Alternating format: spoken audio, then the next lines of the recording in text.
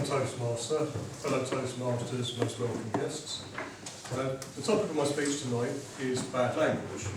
Now, don't panic, I'm not going to be using any myself. I have no wish to offend anyone here. And I'm also hoping by the end of it, none will be aimed in my direction, but let's see. Now, if it seems to you like I may be scraping the barrel a bit choosing a subject like this, I kind of am. But the truth is, I had another speech prepared all about my love of the vinyl album. And having written that, I then went to my parents when my old vinyl was stored and I flipped through my record collection, only to find that a particular album I wanted wasn't there. That and several others I seem to have lost somehow, that I'm assuming had moved some years ago. And that upset me because there are things I would never voluntarily have given up. And I had a few choice words to say to myself about my own carelessness. And those words led me to think, in my desperation to find something else to talk to you about, is there any upside to bad language? And I approached the subject with some trepidation, but actually reading around it a bit, it seemed to be that there are. One fascinating thing I found out was that some research by some people at Keele University had shown that the use of swear words actually serves to increase our resistance to pain.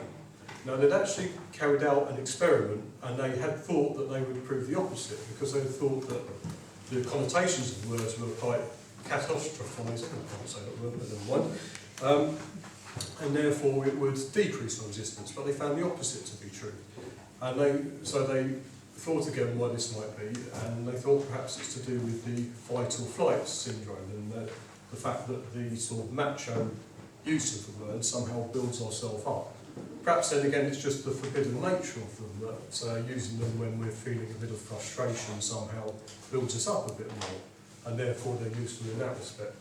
Whatever the cause, I'm sure most of us will agree that if you were to hit your thumb with a hammer, saying, "oh bother," really isn't going to make you feel a lot better.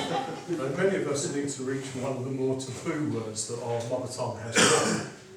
Now, I also found out, in the course of my research, that in Japanese there are no swear words. So just think about that for a minute, not actually having a word like that to reach for when you've caused yourself pain. So I can only think they must be the most careful people in the world when it comes to handling I also read an article by a chap called David Stubbs, and David used to write for Melody Maker, which was a music journal I used to buy regularly. And he used to write a column in their comedy pages at the back, using the pseudonym Mr. Agreeable. And as Mr. Agreeable, he would take aim at any musician or band that he felt needed taking down a peg or two, and he would do so in the most outrageous of terms.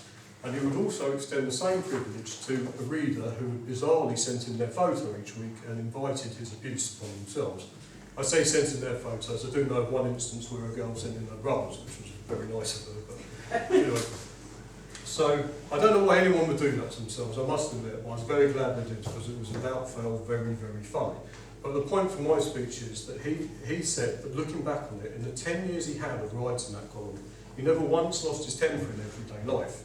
He kind of used bad language as some sort of therapy for himself. Now, I'd also like to suggest that bad language is perhaps one of the earliest examples all of us have as a challenge to authority. And I had a very stark example of this back in August of 1986, the first day of the new football season. Arsenal were playing Manchester United, and my dad got us 2 tickets in the West Stand, very near the clock end where the Manchester United fans are housed.